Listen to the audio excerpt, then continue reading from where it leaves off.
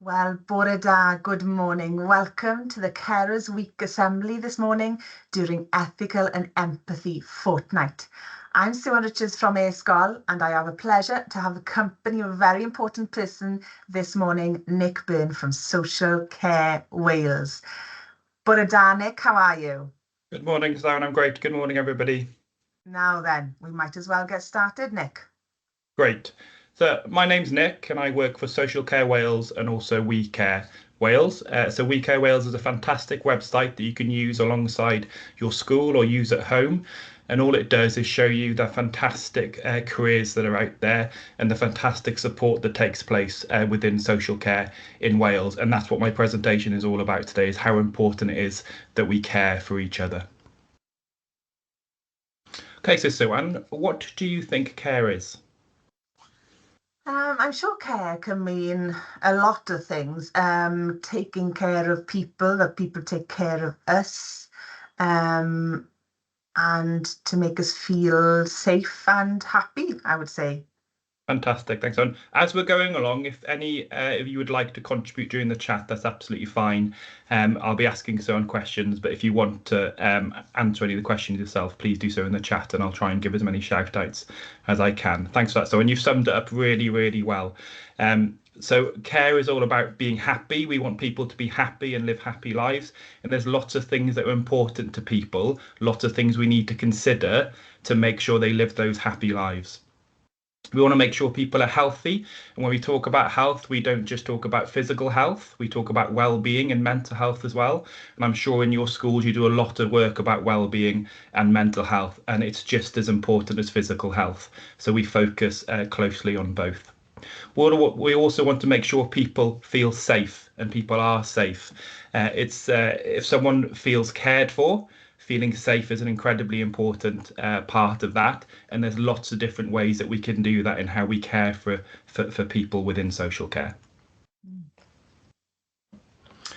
So within social care, who do you think we care for, Suan? I'm sure it can be a range of people. I would start probably with people who are elderly, possibly, and frail and maybe need some help, or people that are disabled as well, and even possibly children. Fantastic answer, Soren. Yeah. Well done, gold star. Really, really good answer. Yes, the correct answer is that we care for everybody. So someone could be any age, come from any background. It's not social care isn't just for certain individuals. Everybody across their lives may need care in their life, and we don't just mean care from professionals. We mean care from family, from friends, from the teachers, from people around you in your school now, from the friends that you go to school for. Caring for each other is so important, and if we don't have care, we don't have a good chance of having those happy, positive lives that we want everybody to have in Wales. Yeah. Thanks, Joanne. So when do you think we care for people? Well, I suppose the main one is when people are ill, I suppose, and need help to look after them. When they're ill, yeah, the ill is the main one, I'd say. Thanks, so yeah, so that we do care for people when they're ill. That's a big part of social care, but it's not just caring for people when they're sort of physically ill. Okay. We also care for people when somebody is feeling sad or lonely. So there is something called a loneliness epidemic that's talked about within Wales and across the world. And what we mean is if someone is feeling isolated or lonely, they're far more likely not to have positive physical, mental health and well-being. So really important that we stop people feeling lonely, stop people feeling sad, and we do as much as we can to support them to not feel that way. We may support someone when somebody needs help with day-to-day things like eating and cleaning. This is called practical care. And again, this doesn't just come from professional support, from people who work in social care. Within our homes, we get so much support from family, friends, unpaid carers, for example. So really important that people, if they need help with that practical support, things like eating and cleaning, that they are provided with that. Maybe when somebody is feeling poorly or unwell, It may be the case, and I'm sure you've had times in your life, or you've had friends or family that have had times in their life when they've been feeling poorly or unwell, and the care that they've been delivered has made a big difference to how they feel. Or it may be when somebody has care and support needs. This may be for a variety of different reasons. And again, within your school or within family and friends, you may know somebody who does have a little bit of support in that way. And it's really important they get that. And again, focusing on their physical health, mental health and well-being. So lots of different reasons why somebody might need care. What's important is that we deliver it when it's needed. Thanks, Sue-Ann. So how does being cared for, how do you think it makes someone feel? Someone you might want to feel about when you've been cared for in your life? Well, it makes you feel like someone is caring for you. So therefore makes you feel safe. And probably happier than you did before. Fantastic answer, Sue-Ann. Yes, that's exactly right. And within your own lives, I'm sure there's people who deliver fantastic care for you, whether that's at home, in school, or amongst your friendship group as well. And I'm sure all these feelings are going to go through, or if you think about the people that care for you, how they make you feel. So happy, we want people to have happy, joyful lives. We want people to feel respected. To have respect and dignity shown to them.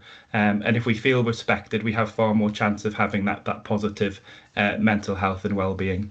We feel safe and protected. It's so important. You may have had periods in your life or had moments in your life when you don't feel safe, and think about how that makes you feel compared to when you feel safe and protected.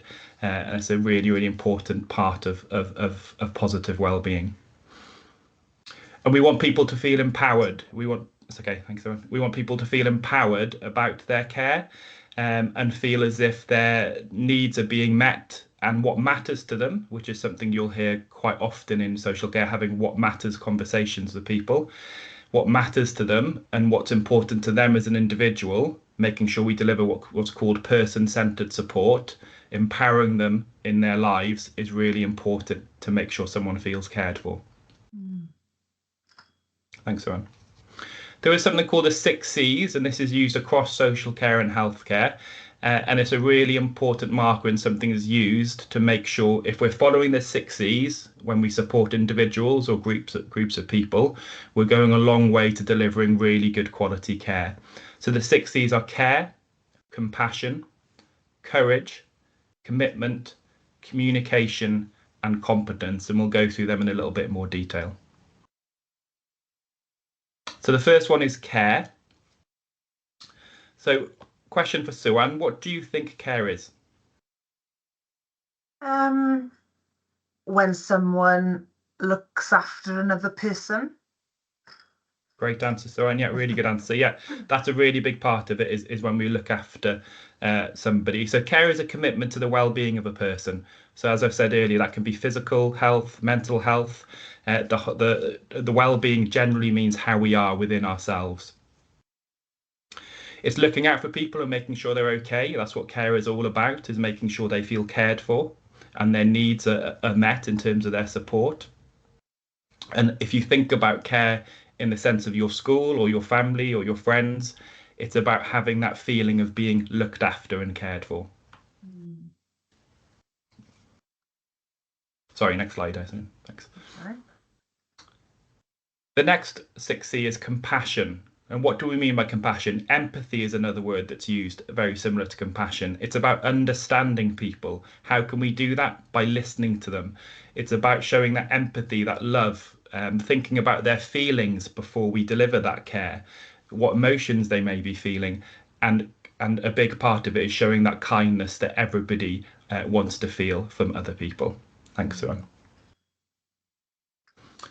Courage is quite an interesting one when it comes to showing care.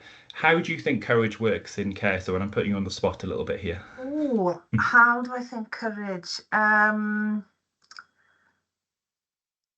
not sure, to be honest with you. No, I'll have to leave that to you, I think, Nick. That's fine. So we deliver training and we cover the 6 C's to adults across Wales, and this is always the one that's probably the most difficult for them to understand. So that's absolutely fine. Okay. But sometimes it does take courage to deliver care. If you think about in your life, maybe you've known that somebody needs a little bit of help, a little bit of support, they need to be cared for. Sometimes it takes courage to take that step and deliver that support. And sometimes we have to accept that maybe we're not the right person to deliver that care. So that's when we need to put our hands up maybe and find someone else to deliver that. You may need to speak to a teacher. You may need to speak to an adult in your life, another friend, to make sure that the right care is delivered. So there is a lot of courage in how we deliver care, and it's important that we show that to make sure the right people are delivering that support and people get the support that they need. Thanks, Lauren.